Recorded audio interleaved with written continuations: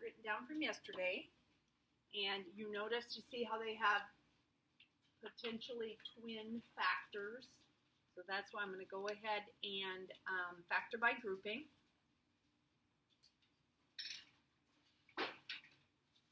And you always want to factor by grouping if possible. It takes less time. We could have went ahead and done synthetic division, but this one is just a quicker path to our goal of finding solutions, or zeros, whatever they call them, and writing this polynomial in factored form. So these two have x squared in common. That leaves x minus 12. And these two have a negative 1 in common. That's x minus 12.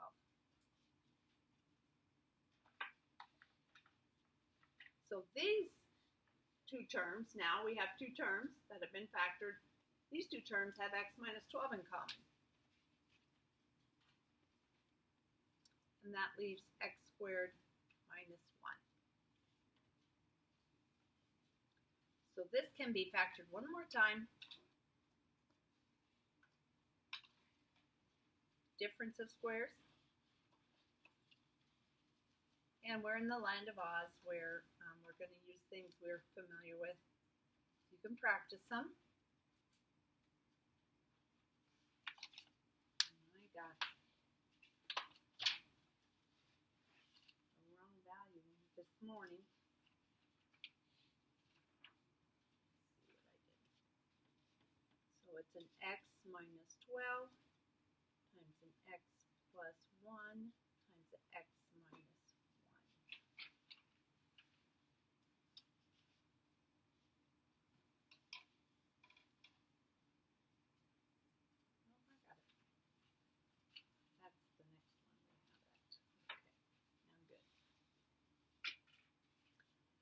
So this literally is part 2.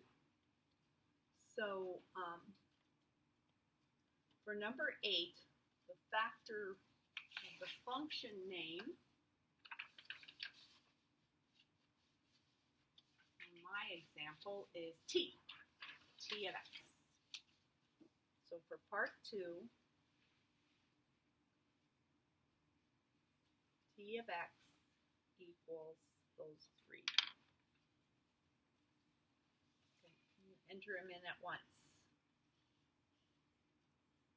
And then we back up to part 1, which you put in first, but we had them all written down. So when you're factoring, you know, you get the factors first.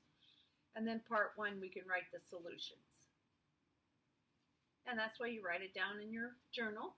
So then you'll know your solutions. And there's common between them. 12, a negative 1, and 1. Solving each one of these for x if you set them equal to 0.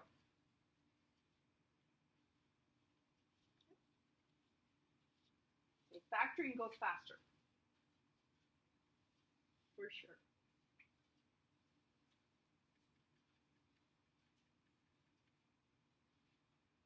So as you're being assessed on this, be sure to make that one of your points of solving the problem. Check to see if it can be factored.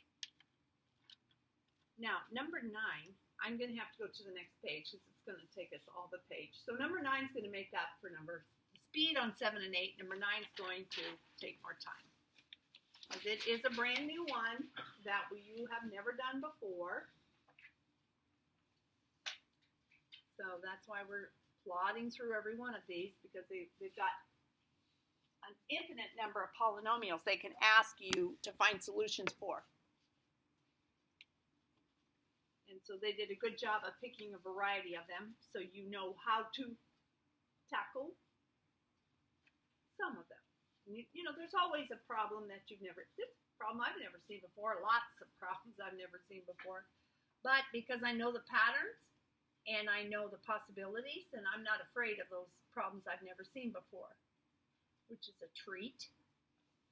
I hope your confidence is built through all the things we do in class together, so you can become independent at some point in time with your math thinking. The reason why this one's new and different is because it's not x to the third power, it's x to the fourth power. So how do you factor and find solutions for a polynomial to the fourth power? Well, we still have an m, we still have an n, so I know how to use a rational root theorem. I can take the factors of 12 or negative 12, whichever one you want to think about, and 1, and make a ratio.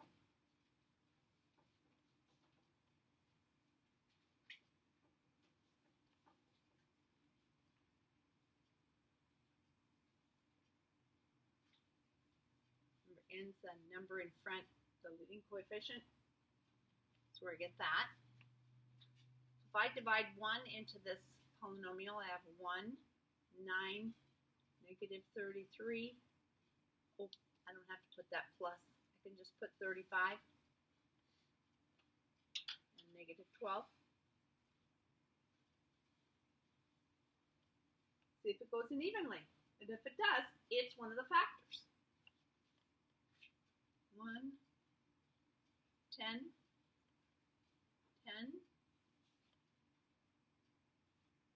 negative 23, multiply, we've got to add now, oh goody, that's a 12, so I have a 12, so that's a yes.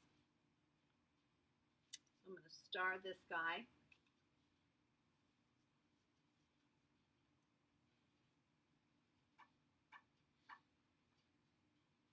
Oh, guess what, guys? I forgot 12 at the top here. I was all getting in a hoot. There we go. Sorry about that. Sorry about that. If you guys catch, please put the 12 there too. I did not all the factors, and I need all the factors. So, okay. Now, here's where the way the software is set up, it's really handy. There could be 4 answers at the most, but in the software, there's only 2 written down. So that means they could repeat. So I could have another factor of 1 in there. How do I know? Can I factor this by grouping? No. X cubed, remember, I only divided it by x. X cubed plus 10x has nothing to do with negative 23. This is 10x squared minus 23x plus 12. Those guys don't have, if I saw these as 2 different polynomials, they don't have anything in common. So I'm going to divide again.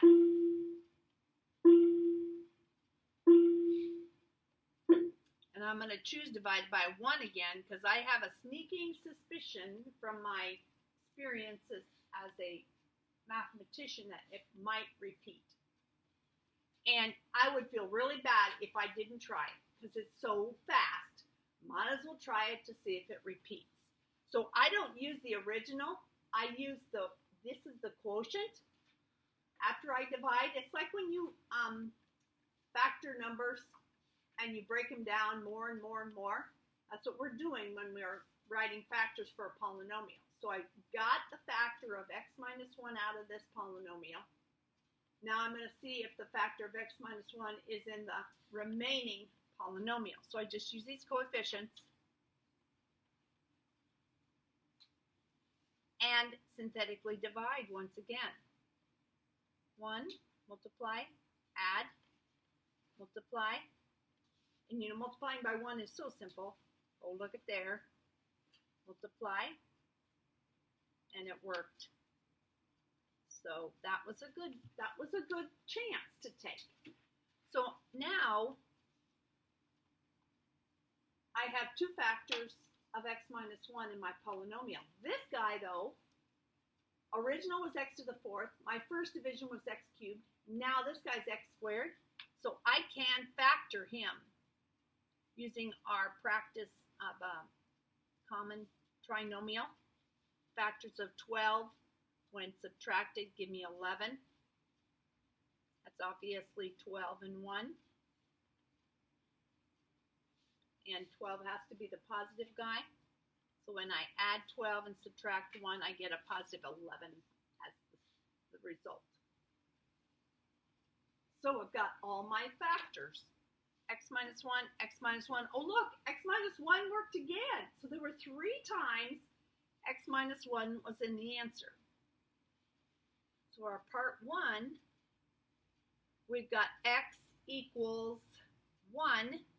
And I don't have to write it 3 times. All they're having is 1 space for it and a negative 12. Okay? So there's only 2 boxes. 1 goes in one of them, and negative 12 goes in the other. Now that's mine, so yours should be similar. So your part 2, though, they have separate, instead of writing them all together in one box, please beware, they have separate boxes for each factor. So you have to type in your factor into each box. So the first one would be parenthesis X minus 1. The next one is parenthesis X minus 1. The third one is parenthesis X minus 1. See, 1 up here, 1 up here, 1 down here. And my last one would be parenthesis X plus 12 parentheses. So you got to get them all, 1 in each with parentheses in each category on number 12. Okay, I'll show you. See how they have 4 different boxes? Because there's 4 different factors, but 3 of them were the same. Because I got X equals 1 3 times. So that is number 9. And so your 9 will be alike like that. Somehow, some way, you're going to end up with less, you're going to have repeated solutions. So what's that look like on the graph? Well, it's a parabolic looking thing. If you put that original polynomial in decimals, I'm not for sure what it looks like, but it has goes through a negative 12, and then it slides on 1. So it goes like this, and then it has that. So it's like bam, bam, bam. There's 3 of the answers there. It's crazy, but that is a parabolic shape. It just has a funky mess here at X equals 1. And you're curious, hopefully you're curious about what it looks like graphically. You can sure put it into decimals. Type your polynomial into decimals. That's a quick way to check if you're right as well. We like those. We like those safeguards. Okay, number 10 is going to give us the same challenge to the 4th power, but there's something missing.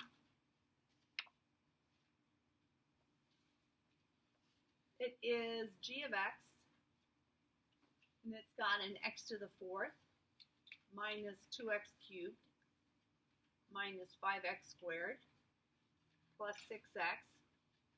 Okay? But it doesn't have a constant term. It's got a plus 0. And if m is 0, then I can't divide by 0. Something's fishy.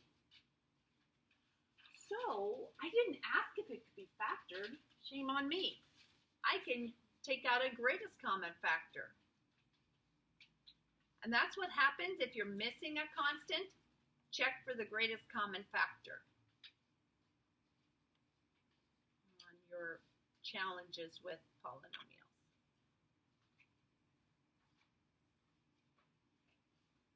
So they don't have a number that's the greatest common factor, but they all have a value of x. An unknown number, right? X to the 3rd minus 2x squared minus 5x plus 6. So that is one of the factors. And if I set this equal to 0, it's 0 is x equals 0. So that is one of the solutions. So 0 is going to be one of my values I'll put in my software for part 1. So that's what that means when you take out a greatest common factor of x, the value for that number. So this polynomial goes through the origin on the graph. Now we just play our game. I can't factor this by grouping, so I'm gonna, here's my 6. See guys, it's funny, you do these once and then you get the problems mixed up. So that's why I ended on 6 on the last one, because I thought, oh, I was done with 6. No, this is a 6. This one is the m is 6, the n is 1, and is that my excuse? Yep, sorry. There's always a reason for a mistake. I hope you guys think about that. 3 goes, but 6 does, yeah. 4 would not go into 6, right? There's always a reason for a mistake. And the fun part is figuring it out so you don't repeat it often. That is, I guarantee you math keeps you humble. So I'm only going to use these coefficients to divide by 1, of course. It's always my first divisor, so I don't have to multiply. And it seems to work. We're in the land of Oz, where they want you to not give up so fast. Multiply. And we've got ourselves a winner. This is a 0, so it's a yes. So right now I have x equals 0 is an answer, and here x equals 1 is an answer. How's your synthetic division? I hope it's getting greased, oiled, refined. At any given time, we all can make mistakes, for sure. So I write that as a polynomial, x squared minus x minus 6, and I factor it. Factors of 6, when subtracted, give me a 1. So that's 3 and 2, and the negative goes with the 3. So when I add 3 and negative 3 and 2, I get negative 1 for the FOIL. How's your factoring muscle? So now I can write my part 1. It asked me to put in 4 different answers. So they have a box for 0, a box for 1. Those are my 2 from greatest common factor and division. Then I write mine from the other 2 factors here, a positive 3 and a negative 2. So yeah, remember the software has no mercy. You put a wrong sign in, you're going to get it wrong. So you have to get the sign right, okay? There's no 2 ways about it. That shows me if you understand the process. So be ready for that. Part 2.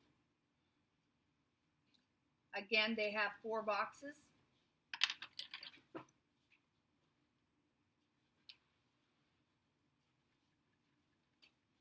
That you have to enter each factor into. So for this factor, I'm just putting an x. For the next factor, I'm putting x minus 1. For the next factor, I'm putting x minus 3. And the last factor is x plus 2. Okay, so that and you probably want the first box to be the x that's no parentheses, because x minus 0 is still x. So sophisticated on number 10.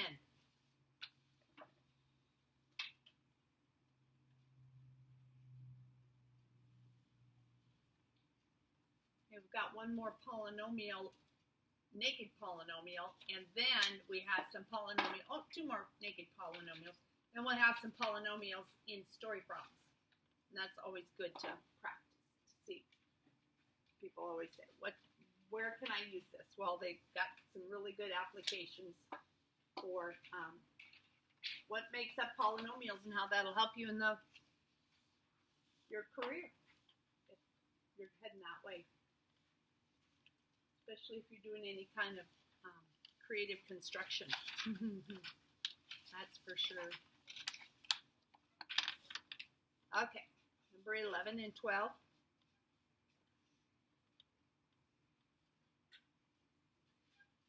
Should get through 11, right? So we know what we're doing now. It's to the 4th power, but we're not afraid. We know what to do. We're just going to have to divide a couple of times. There are only 3 answers, though, in the software. Oh, pickles, that's a 4, sorry. Okay, x to the 4th minus 4x to the 3rd plus 3x squared plus 4x minus 4. So you have to group with 4 terms, not 5 terms. There's 5 terms there. 1, 2, 3, 4, 5. So we're just going to have to try the factors of 4, negative 4. That's not too bad. Over 1. Plus and minus. Okay? Right. So always go with the 1. There's no greatest common factor, so don't have to worry about that. 1, negative 4. 3, 4, negative 4. That looks like a dance.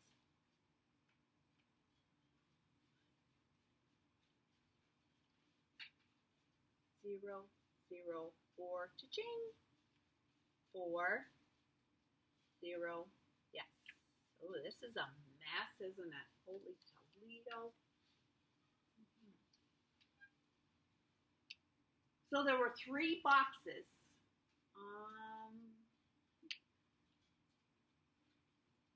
So I can try a 1 again. See if it repeats itself. I'm going to go ahead and do it. If I'm wrong, that's okay. Goes into the leftovers. This guy's the answer, right? And 0 and 4. Okay, 1, 1, negative 2. Oh, nope, didn't go. No. So 1 didn't work again. So that means I have to try a negative 1 into this 1, negative 3, 0, 4. 1, negative 1. So that's a negative 4, right? Multiply those two, I get a 4. And then I'm back to negative 4. So there's another 1. I've got myself a polynomial.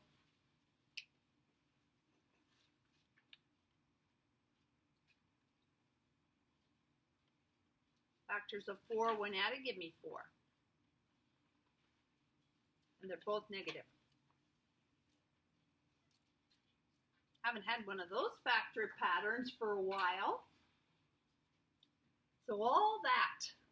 So here's where it doubles. So in part 1,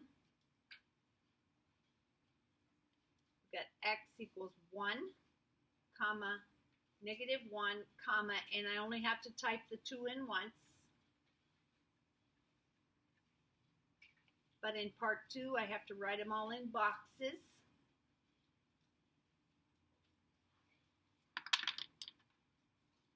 So box, box, box, box. They have 4 boxes, so I know x minus 1 goes in a box, x plus 1 goes in a box, and 2 x minus 2's.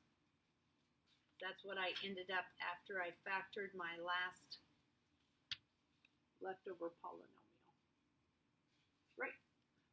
We're done.